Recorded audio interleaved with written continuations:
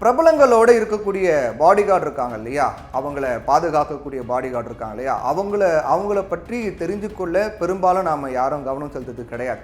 நம்முடைய main focus, main subject ஒரு நடிகர் கூட வரக்கூடிய அந்த பாதுகாவலர்கள் பற்றிலாம் யாரும் பேசுறது கிடையாது. ஒரு அரசியல்வாதி வரக்கூடிய பாதுகாவலர்கள் பற்றியும் யாரும் பேசுறது கிடையாது. ஆனால் சமூக வலைதளங்களுடைய வரவால் இப்போ என்ன நடந்திருக்கு அப்படின்னா, பாடிகார்டுகள் எனப்படக்கூடிய தனிப்பட்ட பாதுகாவலர்கள் மீதும் இப்போ புகழ் வெளிச்சம் விழத் தொடங்கியிருக்கு. அந்த வகையில் நடிகரும் தமிழக வெற்றி கழகத்தின் தலைவருமான விஜயின் தனிப்பட்ட பாதுகாவலராக வலம் வரக்கூடிய நயீம் மூசா குறித்து தான் இப்போ நம்ம பார்க்க போகிறோம். அவர் ரீசெண்டாக இப்போது அதிகமாக ஒரு பேசப்படக்கூடிய ஒரு நபராக மாறி இருக்காரு. ஏன் என்னங்கிறத பற்றி பார்க்க போகிறோம். ரொம்ப கால அரசியல் ஆசையில் இருந்த விஜய் தமிழக வெற்றி கழகம் அப்படிங்கிற கட்சியை தொடங்கியதோட ஜனநாயகன் படத்துடன் சினிமாவில் இருந்து விலகி தீவிர அரசியலில் ஈடுபட போவதாகவும் சொல்லியிருக்காரு. அவர் கட்சி தொடங்கியதில் இருந்தே நயீம் மூசா தான் அவருடைய பாதுகாவலராக இருக்கார்.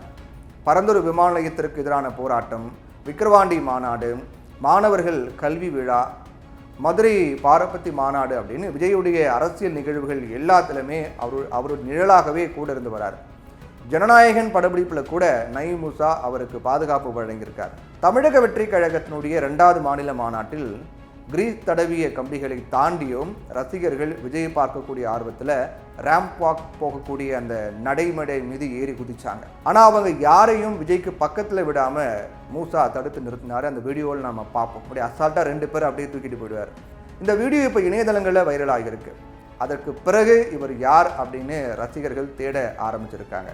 நயீம் மூசா புதுச்சேரிக்கு உட்பட்ட மாஹே அப்படிங்கிற பகுதியில் பிறந்த ஒரு மலையாளி. வேலைக்காக துபாய் சென்ற நயீம் மூசா இப்போது துபாயில் தான் வசிச்சுட்டு வர்றாரு. ஒரு முறை நண்பர் ஒருவருக்காக செக்யூரிட்டி பணிக்காக சென்ற நயீம் அதில் ஈர்க்கப்பட்டு ஜென்டர் செக்யூரிட்டி அப்படின்ற பெயரில் ஏஜென்சி ஒன்று தொடங்கி நடத்திட்டு வர்றாரு. கடந்த 10 ஆண்டுகளுக்கு மேலாக இயங்கி வரக்கூடிய இந்த நிறுவனம் துபாய் உள்ளிட்ட அரபு நாடுகளுக்கு போகக்கூடிய பிரபலங்கள் பலருக்கும் பாதுகாப்பு கொடுத்துட்டு வருது. Justin Bieber, Tom Cruise, Salman Khan, Shahrukh Khan, Sivakarthikeyan அப்படின்னு நிறைய பிரபலங்களுக்கும் நயீம் பாதுகாவலராக பணியாற்றி இருக்கார். பிரபலங்கள், அரசியல்வாதிகள் மட்டும் இல்லாமல் ஆசிய கோப்பை, T20 தொடர் போன்ற கிரிக்கெட் நிகழ்வுகளுக்கான பாதுகாப்பு பணிகளையும் இவருடைய நிறுவனம் தான் பண்ணிட்டு இருக்காங்க. இவருடைய பாதுகாப்பு பணிகளால் கவரப்பட்ட விஜய் இப்போது எங்கே போனாலும் இவரையும் உடன் கூட்டிகிட்டே போகிறார். மதுரை மாநாட்டுக்கு கேரளாவில் இருந்து பவுன்சர்களை இறக்கி பாதுகாப்பு வழங்கியதும் நயீம் மூசா தான்.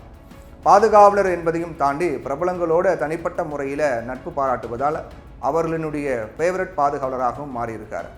தன்னுடைய பாதுகாவலர் பணி குறித்து நயீம் மூசா ஒரு பேட்டியில் சொல்கிறாரு. என்ன சொல்கிறாரு அப்படின்னா, ஆயுதங்கள் வச்சுருந்தா தான் பாதுகாவலர் அப்படிங்கிறது கிடையாது. நீங்கள் ஆயுதங்களோடு இருந்தால் பொதுமக்கள் உங்களை எளிதில் நெருங்கி தகவல்களை எதையும் பகிர்ந்து கொள்ள மாட்டாங்க. பாதுகாப்பு விஷயத்தில் எந்த சமரசமும் செய்து கொள்ள முடியாது. 100% பாதுகாப்பு வழங்குவது என்னுடைய வேலை. இந்த பணியில் நேரம் ரொம்ப முக்கியம்.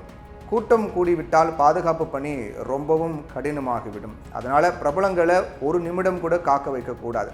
பாதுகாப்பு பணியின் போது பிரபலங்களை பாதுகாப்பதற்காக ஒரு துப்பாக்கி தோட்டாவை ஏற்றுக்கொள்ளக்கூடிய சூழ்நிலை வந்தால் கூட அதை முழு மனதோடு ஏற்றுக்குவேன் அப்படின்னு தெரிவிச்சிருக்கார்.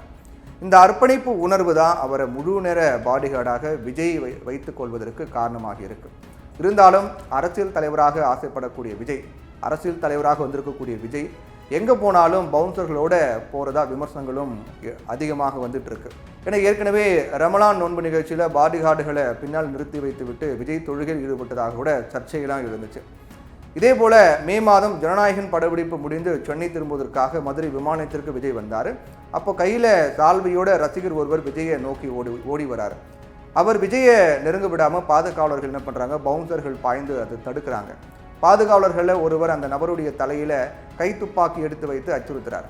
இது தொடர்பான வீடியோ வெளியாகி ஒரு மிகப்பெரிய சர்ச்சை ஏற்படுத்தியது. விஜய் மேலே கடும் விமர்சனங்களும் முன்வைக்கப்பட்டது. இதே மாதிரி மதுரை அரசியல் மாநாட்டிலும் கிரீஸ் கம்பிகளை தாண்டி ரேம்ப் வாக்கில் நுழைந்த ரசிகர்களை அவ்வளவு உயரத்திலிருந்து தூக்கி வீசியதை கண்டு கொள்ளாமல் விஜய் கடந்து போகிறார். ரசிகர் ஒருவர் மேலே வராரு. அந்த ரசிகரை அசால்ட்டாக கீழே தள்ளி விடுறாங்க. அவ்வளோ அந்த நடைமேடை ஹைட்லேருந்து கீழே விழுறார் அவர். அதை விஜய் கண்டுக்காமல் கடந்து போயிட்டே இருக்கார். இந்த மாதிரி வேறு எந்த அரசியல் தலைவர்களும் பாடிகார்டுகளோட ரேம்ப் வாக்கில் நடக்கலை அப்படின்ற சரமாரி விமர்சனங்களும் விழுந்திருக்கு. இருந்தாலும் பாடிகார்டுகள் இல்லாமலேயே வெளியே செல்வதை விஜய் விரும்புவது கிடையாது அப்படின்னு சொல்லப்படுது. மொத்தத்தில் விஜய் பாதுகாவலர்களோட ஒரு புதிய அரசியல் அத்தியாயத்தை துவக்கியிருக்காரு. அது அவருக்கு கை கொடுக்குமா அப்படிங்கிறத நம்ம பொறுத்திருந்தால் பார்க்கணும்.